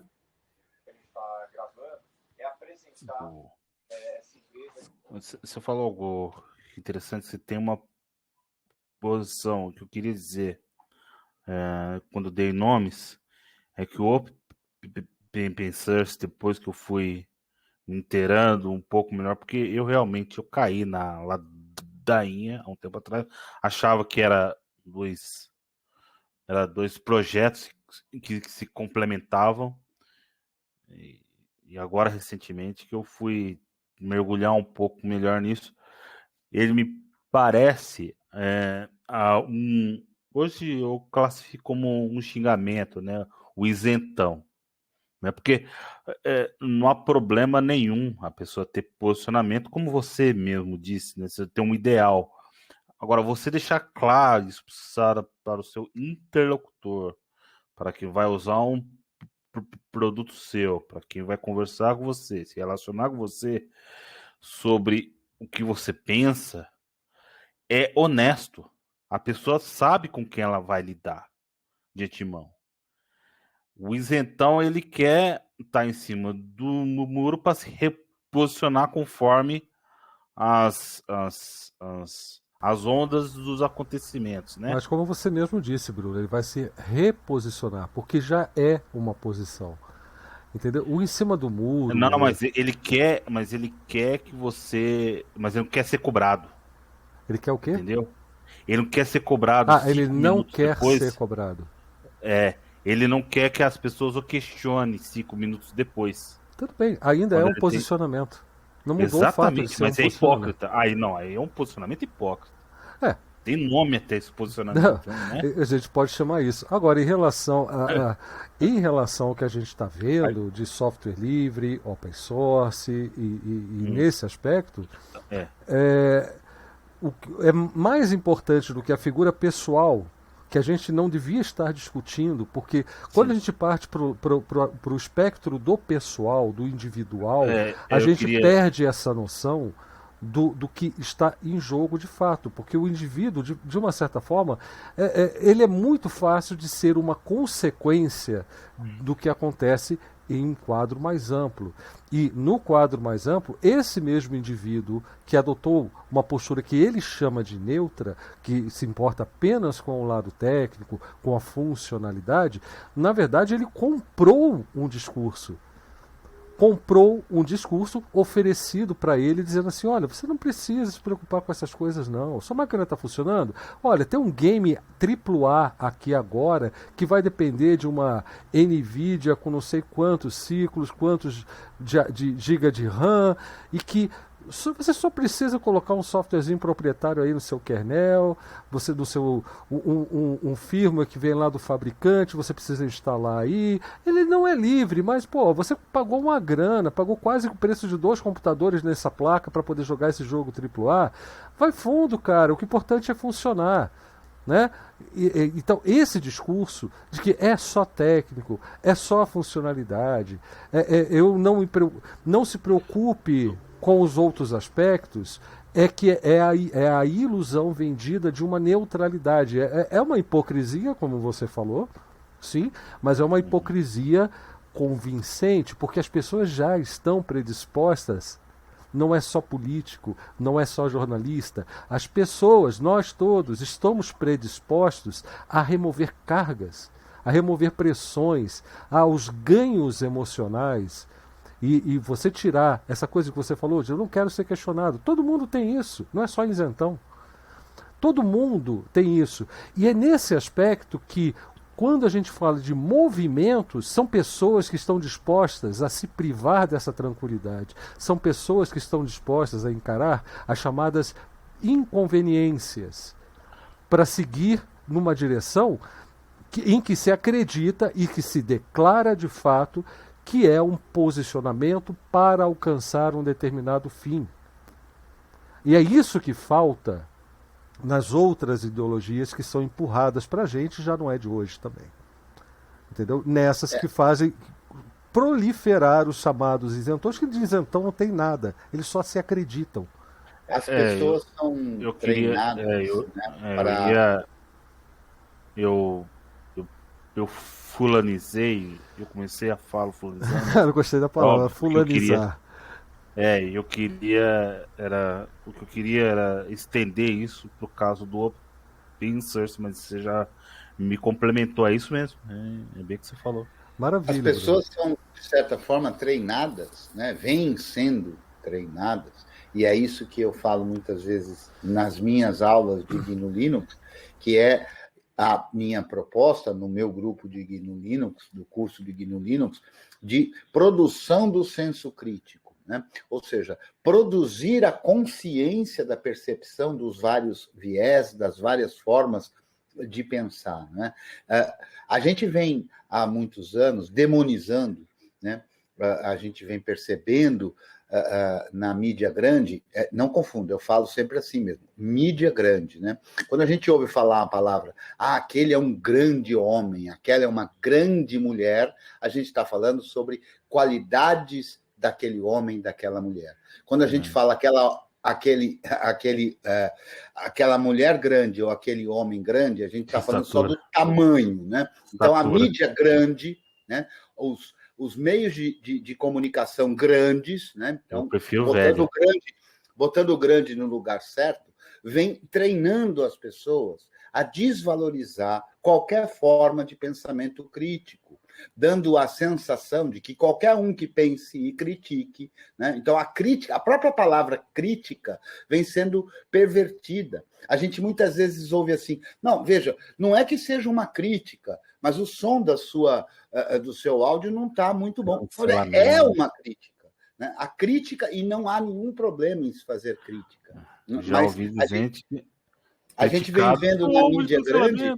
a gente vem vendo na mídia grande justamente uma tentativa de demonizar a política, de demonizar o senso crítico, de demonizar a ideologia, né, a filosofia. Então, hoje mesmo, num dos grupos que faço parte, alguém falou, hoje em dia os navegadores de web são tudo a mesma coisa, né? Na verdade, são versões, na maioria deles, exceção do Firefox, eu estou reproduzindo o texto que a pessoa escreveu, são versões do Chromium modificadas, então tanto faz. Eu disse, não, alto lá, não tanto faz. Se você entende o que é software livre, se você entende o que você perde ao usar o software proprietário, não tanto faz. Muito bem, essa pessoa me respondeu, mas isso é uma questão filosófica. Quando a pessoa fala, mas isso... Quando tem um mas e filosofia, você já percebe que a pessoa já foi cooptada. Mas isso é uma questão filosófica. Porque ele imagina, essa pessoa, que ele dizer que tanto faz não é uma questão filosófica. Não é uma questão de viés, não é uma questão de ideologia, só a minha que é. Então, eu, quando faço questão de usar software livre, estou sendo filosófico, estou sendo ideológico, estou sendo qualquer coisa assim. E a pessoa que não faz questão não estaria sendo ideológica, não, ela está igualmente sendo ideológica, igualmente sendo filosófica. Né? Só que a filosofia é outra, a ideologia é outra. Né? Então, muita gente acaba comprando essa ideia, porque para muitos, veja, a gente tem que aprender mesmo isso, eu também aprendi, né? Porque eu também estou nesse mesmo mundo, eu também sofro as influências que todos sofremos, né? Claro que hoje é muito mais rápido do que fora na minha juventude, né? Ou pelo menos quando eu tinha a idade para ser chamado de jovem, eu continuo jovem, só que há mais tempo, mas, enfim, a ideia de que cada uma dessas coisas vai compondo a gente, né? Então, aparentemente parece ser redundante, mas parece que, eu não ligo, porque, olha, eu uso software livre, mas eu também uso o proprietário. Então, essa história dá uma sensação, para quem não entende o que são essas coisas, de uma ponderação, de um equilíbrio. Olha, tá vendo? Aquele lá diz que só usa software livre. Aquele provavelmente outro a pessoa acredita livre, nisso. E usa proprietário. Então, repare como ele é mais moderado, repare como ele é mais equilibrado. Né? Então, esta ideia de que ter posição é ser desequilibrado, do que ter ideologia é ser desequilibrado, é alguma coisa que vem sendo vendida por aí. E o resultado disso é a terra plana, o anticientificismo, não é? Porque, afinal de contas, tudo é muito relativo, né? Dá no mesmo. Eu chamei o cientista, mas eu chamei o cara aqui da também, tá? E a gente não vem me cobrar. A gente está repleto de especialistas whatsappanos, né? De grupo de WhatsApp, que para esse tipo de pessoa que não consegue distinguir a ciência da opinião de qualquer Zé Ruela, que não estudou nada sobre aquilo que está falando, né? É justamente essa, é o anticientificismo, ou o obscurantismo. A pergunta que eu me faço, é o antônimo do e para vocês também, será que a pessoa não foi ensinada a acreditar que isso é o correto? Não vou ter nenhum. Mas foi isso que o Cretinho acabou de falar aqui. Nós estamos sendo adestrados pela mídia grande, pelos discursos atraentes, sedutores, de que o certo é você ser assim, porque isso é o bom, é o ponderado e tudo mais. Nós somos treinados para acreditar nisso. E quanto mais... O subproduto disso é exatamente o que a gente está vendo na sociedade de uma forma geral. Na sociedade de uma forma geral é a ideia de terra plana, é a ideia do obscurantismo, né? E essas coisas vão acontecendo em função disso tudo. Só que eu acho que é um grande tiro no pé, mas eu não queria entrar nisso ainda, ou pelo menos não nessa etapa, que talvez na pós-live a gente possa prosseguir por aí, porque ainda falta mostrar para o pessoal, vamos ser agora ponderados, vamos ser apenas técnicos e funcionais. Históricos ao tema, né? Históricos ao tema. Vamos pensar aqui no que existe hoje, se a gente quiser de fato um sistema operacional GNU sem o Linux, de fato, como kernel. Tá? Uma alternativa que eu penso, e para mim já não é nem alternativa, é a opção que eu adotei, é um trabalho muito bacana feito pela própria, e por isso que tem a ver com a pergunta do Faustino logo no começo, né? É um trabalho que está sendo feito e hoje abraçado pelo projeto GNU, portanto é parte do projeto GNU também, que é o Linux Libre, que eu recomendo muito que todos verifiquem se há compatibilidade, se há uma forma de tornar o seu hardware compatível com esse kernel, porque você vai poder dizer primeiro que você está usando o sistema operacional GNU, porque todos os componentes passarão pelas mãos do projeto GNU. Agora, também ainda é um Linux, né? É o kernel Linux ainda, só que é um Linux higienizado, né?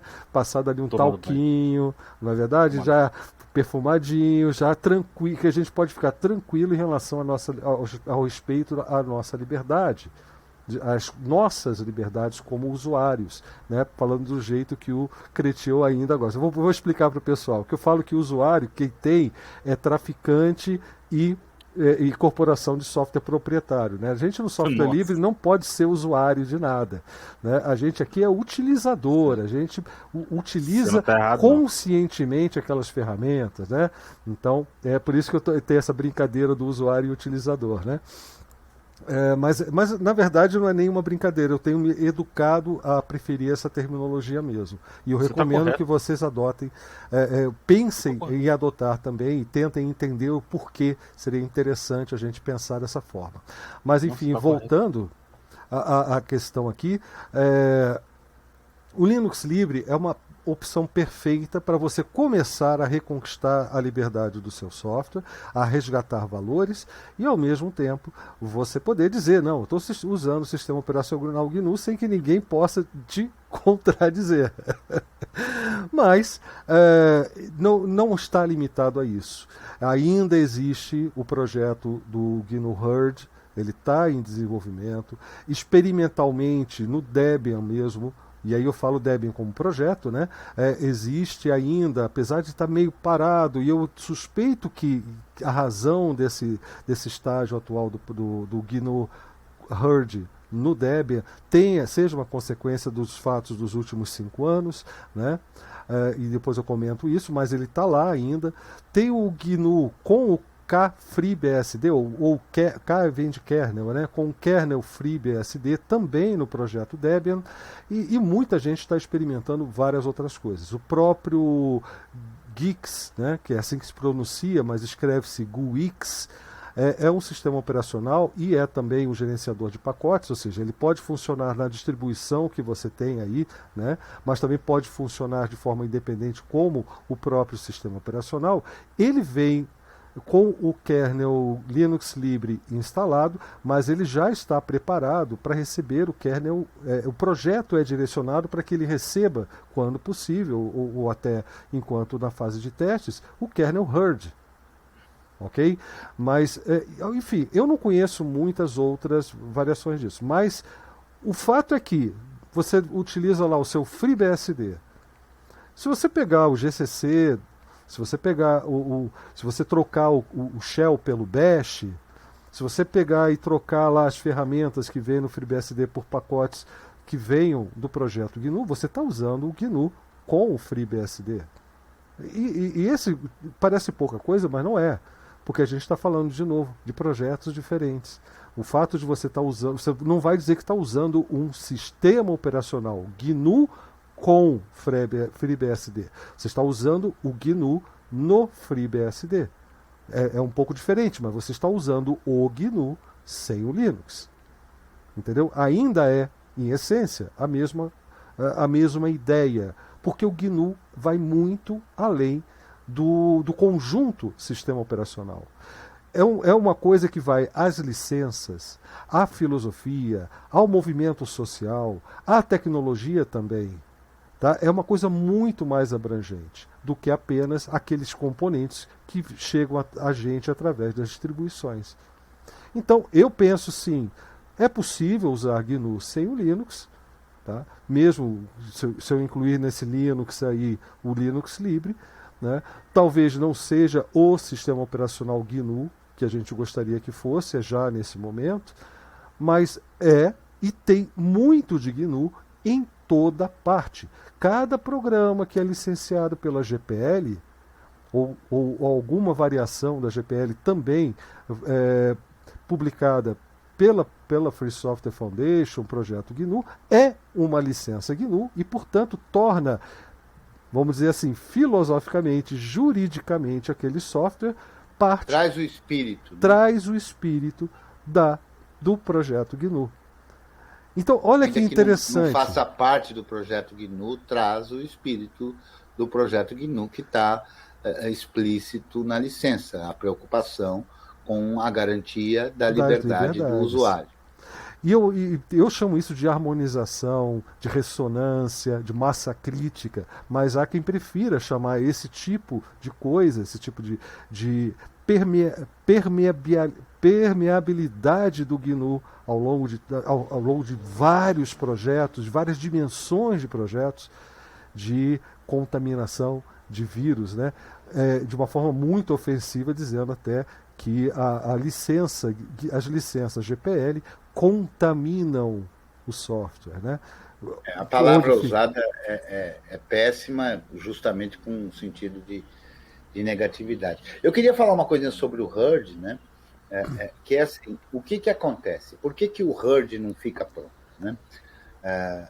Bom, tem alguns aspectos envolvidos nisso. O primeiro deles, porque isso vem desde sua criação, é que o projeto HURD foi muito ousado, digamos assim, porque essa estrutura de se fazer o que é chamado de microkernel, que é uma pequena peça que controla só o essencial, e ela se comunica com uma porção de outras peças, que são esses tais serviços de forma assíncrona e tal, é muito mais difícil de ser desenvolvido do que um kernel monolítico, de uma peça só, uma pedra só. Monolítico é isso, uma pedra, uma única parte, uma única peça, né? E a discussão entre o Linus Torvalds e o Tannenbaum é justamente sobre essa concepção.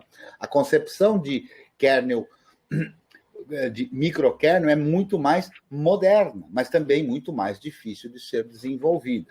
Portanto, o tempo para fazer esse desenvolvimento é muito maior.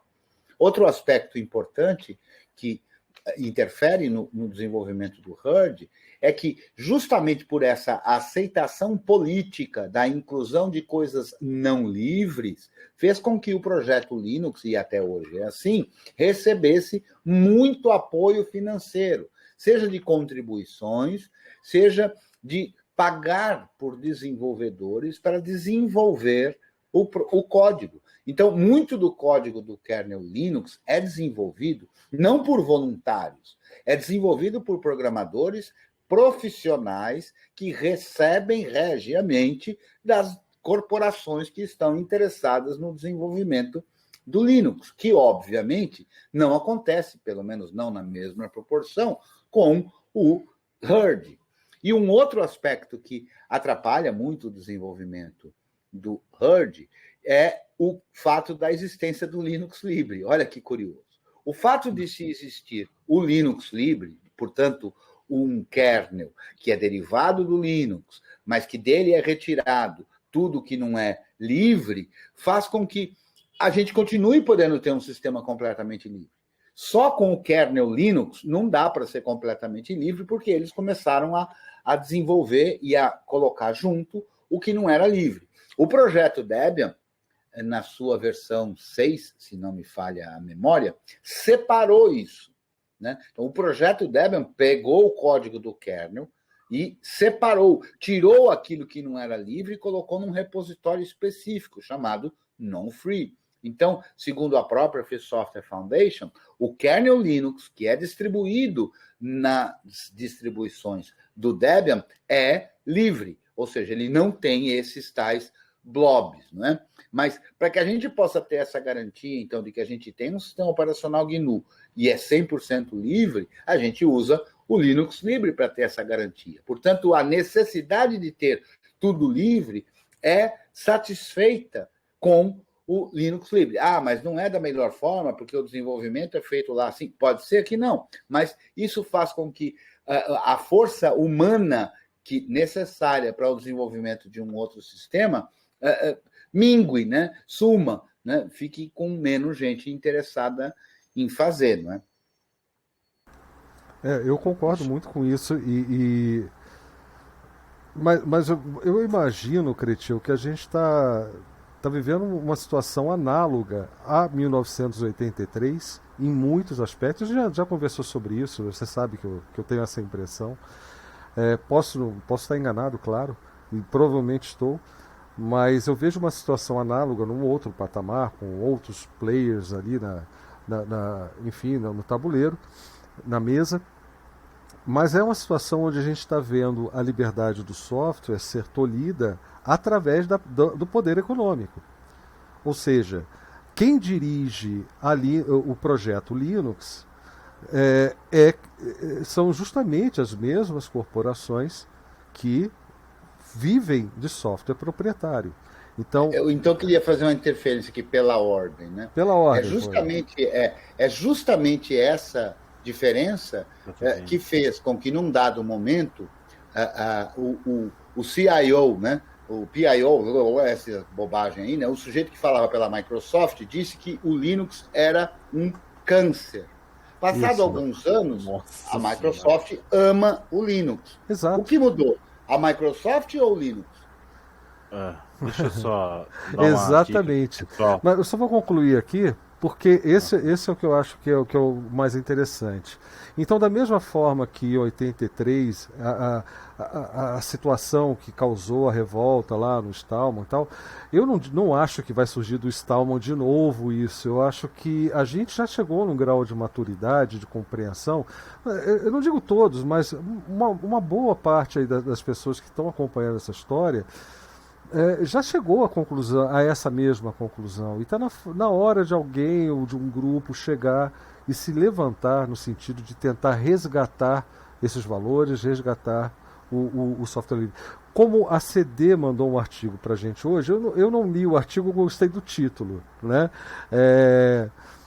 Fala sobre o tempo em que o software livre era mais radical, né? Então, eu até esqueci o título agora, CD. Se você puder colocar aí quando voltar, eu agradeço. Mas é basicamente isso. Falta resgatar esse radicalismo no movimento do software livre, eu penso, tá? No sentido filosófico, social e também no sentido técnico. Ou seja, porque Stallman, quando falou assim, a gente quer um sistema operacional livre, eu vou meter a mão na massa lá no feriado de Ação de Graças. Não foi no feriado, mas foi um ano depois. Não tem problema. Houve a compreensão de colocar a mão na massa. Está faltando faltando um movimento que se organize em comunidade, em um novo tipo de comunidade, inclusive para questionar os projetos das distribuições. Porque a influência do poder econômico nas decisões, entre aspas, meramente técnicas, tomadas pelos desenvolvedores desses projetos, está, aí sim, eu me permito usar essa palavra, contaminada pelos interesses das corporações que patrocinam esses projetos. Você vai falar, mas tem projeto que não recebe dinheiro, então, mas está lá pagando o desenvolvedor, é o desenvolvedor que... sabe aquele popstar, né? É aquele desenvolvedor popstar que tem muita influência porque trabalha numa empresa no nível de uma Red Hat, de uma Canonical, de uma IBM, enfim, é um desenvolvedor desse nível que está sempre ali nos eventos, e aí a gente precisa começar a questionar eventos, inclusive, né? E eles estão promovendo o tal estão utilizando essa influência para promover nesses projetos os direcionamentos que as corporações querem. Talvez não assim, não tem necessariamente a figura, né, de um presidente da corporação chegando ao fulano, você vai lá para fazer isso. O cara já está nessa posição porque acredita nessa ideologia que ele chama de não ideologia. Ele já acredita naqueles valores que são faltas de valores. Entendeu? Ele já está ali. E é por isso mesmo que essa influência precisa ser equilibrada com as pessoas que contribuem, que não é com código. Contribuem organizando eventos, porque gostam da distribuição, estão prestando suporte gratuito, voluntário em vários tipos de mídias e grupos e canais de comunicação. Eu acho que a gente está na hora da gente começar a se organizar, porque se é verdade que esses projetos nos consideram comunidades, como parte da comunidade, falta representatividade. Eu só consigo imaginar isso. E a gente cobrar também esse direcionamento. Eles estão muito em cima daqueles grupinhos. E o que a gente viu na virada desse mês é sobre isso. Quem achou que tinha a ver com o Stallman ser presidente ou não da FCF, está viajando. Está mais do que claro de que esse movimento foi orquestrado para derrubar a Free Software Foundation, que é um bastião na defesa dos valores do software livre em tudo quanto é projeto. Ela existe para se intrometer, sim. E é para isso que eu contribuo com a Free Software Foundation. Eu preciso de uma figura ainda emblemática como Richard Stallman, e não é personalismo, não é adoração, não é culto à pessoa, é a atitude, é o que ele faz de verdade em nome do software livre e que está plenamente em sintonia com o que nós precisamos. Então, essas figuras são importantíssimas. É claro que elas teriam que ser o alvo de algum tipo de ataque em algum momento. E pode observar quem são os nomes nas listas que estão iniciando esse processo. São os mesmos que estão no projeto Debian, projeto Fedora e outros tantos projetos-chave. Por exemplo, projetos ligados ao GNOME, ou a fundação GNOME, mais do que ao projeto GNOME propriamente dito, né? São pessoas com forte ligação com a Red Hat. São pessoas que têm manifestado, através de suas ações, os interesses dessas companhias nos projetos livres. São os primeiros nomes. E para vocês que ainda acham que aquilo tinha algum fundo de valor moral, né, alguma motivação moral naquilo, basta ver o que aconteceu quando as pessoas começaram a entender do que realmente se tratava e não queriam ver seus nomes ligados a uma gangue formada para promover lixamento de reputações. Eles começaram a fazer pull requests para a remoção de seus nomes da lista, de signatários dessa carta, e, em função disso, esta carta aberta teve o seu repositório trancado. Ou seja, o projeto, né, no GitHub, que já é um grande absurdo, um projeto numa plataforma da Microsoft, para você ver o grau de importância do software livre para essas pessoas, né, esse projeto foi trancado. Foi fechado para para alterações externas. Enfim, você não consegue criar uma issue, você não consegue mandar um pull request, não consegue fazer nada. Só os donos do projeto, da organização dona do projeto. Então você vê o grau de hipocrisia, de fato, envolvido nisso. O grau de maquiavelismo nessa ação. E isso é só a ponta do iceberg. Porque você vê uma comunidade de desenvolvedores do projeto Debian, os únicos que têm condições de votar decisões importantes para o projeto, desde decisões técnicas até decisões políticas, como essa última, sobre esse evento, né, sobre essa linchação promovida aí contra o Stallman e a Free Software Foundation. Tá?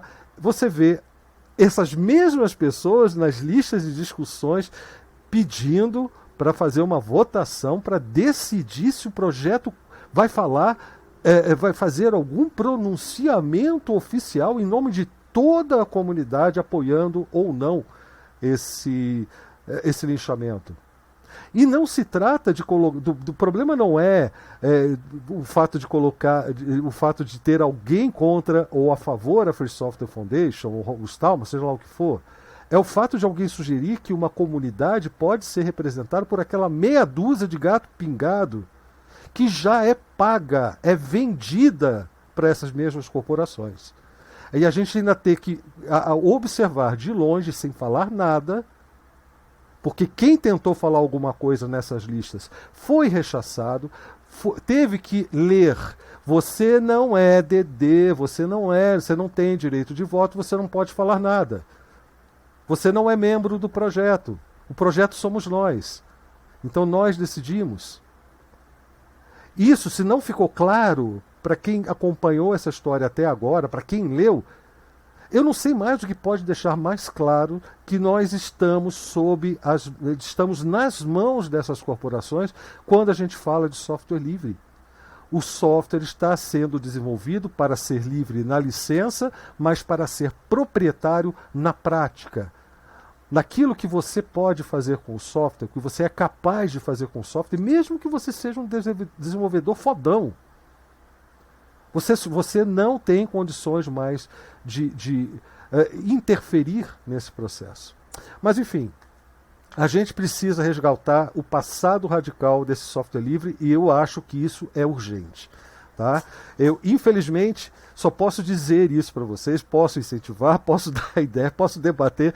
Não tenho fôlego, mas eu gostaria de ver essa geração que está chegando, cheia de energia, entender isso, mesmo que não tenha vivido o passado que o Stallman teve, a experiência que ele teve entre 71 e 83, em uma comunidade de hackers dentro das universidades que fosse, mas eram hackers de verdade, pessoas que estavam ali, sabe, curiosas e que adoravam compartilhar, que adoravam ensinar, que adoravam ver os seus trabalhos modificados e compartilhados com a comunidade, que queriam ver os seus projetos utilizados, não importa para qual finalidade. Ali já existia software livre na vivência prática, no dia a dia. E a gente precisa resgatar isso.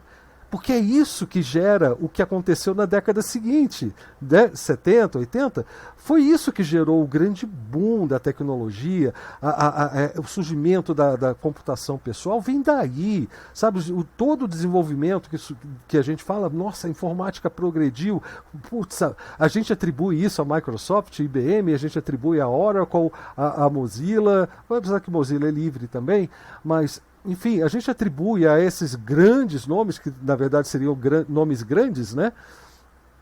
O que na verdade é fruto dessa mentalidade dos anos 70 e 80, dessa vivência do software livre, do compartilhamento. Toda vez que você bloqueia a ideia, pode ter certeza, o que você quer é impedir o crescimento, não é fomentar ou fazer com que ele aconteça. Sabe? Não há essa intenção quando você barra o fluxo do conhecimento, do desenvolvimento, a liberdade do usuário. Em essência, é isso. Mas, enfim, vamos para os finalmente, considerações finais, réplicas, tréplicas e tétricas. Chega aquele momento encaminhando, né? Pois é, que está acabando. Falei demais. Temos 10 minutinhos para isso, não é, Blau? Não, eu acho que a discussão, obviamente, como todas as lives de segunda ou de terça, no caso da CD, são uma proposta de reflexão, com alguns pensamentos e alguns argumentos. Na maioria das vezes, eu e o Blau concordamos, não é à toa que temos certa afinidade, não é? Mas não como uma imposição de valores, mas para que a gente possa todos construir coletivamente o conhecimento, o senso crítico. Então, eu espero que esse tipo de fala sirva para você ler mais, para você se informar mais, para você discutir mais. É muito bom discutir, que não quer dizer brigar, é dialogar, é expressar as suas dúvidas, é expressar as suas formas de pensar, para que elas se abram para a sua convivência, para melhorias. Por que o software livre, desenvolvido colaborativamente, é tão melhor tecnicamente do que um software não livre? Porque um software não livre é feito por uma pessoa que é tão capaz quanto qualquer outro desenvolvedor de software livre, sob o ponto de vista técnico. Mas o software não livre ele é desenvolvido e muito pouca gente vê aquilo. É como se eu vivesse apenas dentro da minha casa, ouvindo apenas as pessoas que convivem dentro da minha casa. Já o software livre é desenvolvido por um grupo de meninas e meninos, mas o código todo pode ser visto por todas as meninas e meninos programadores. E menines também. E menines também. Menina, sim, exato.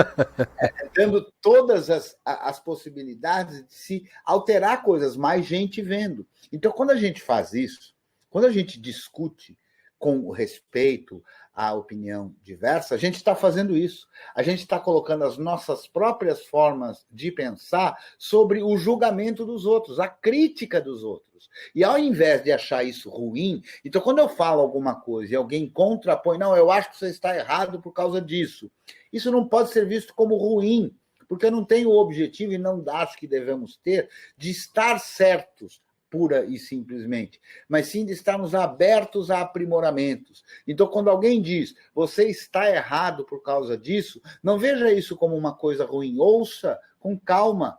Pode ser que não esteja errado, mas ouça com calma, para ver se você consegue perceber ali alguma coisa que realmente fará você conseguir aprimorar aquilo que você pensa.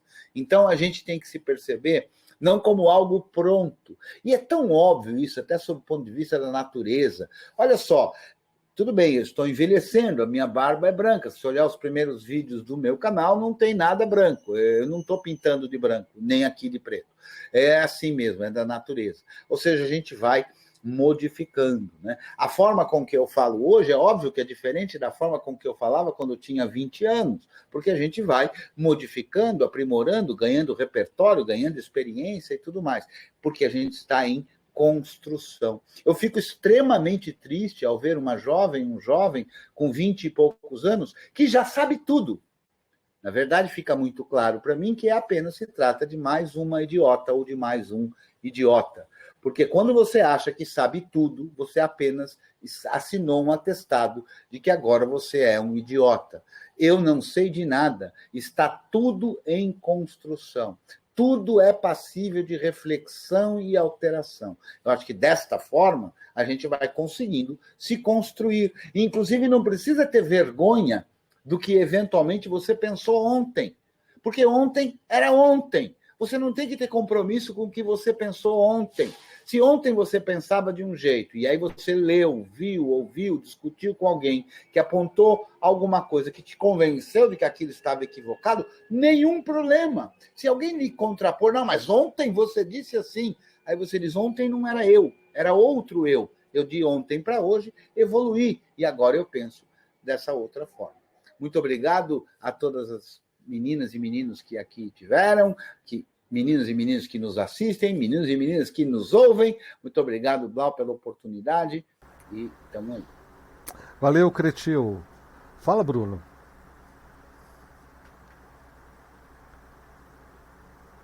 E falta desmutar aí no Jitsi. Isso.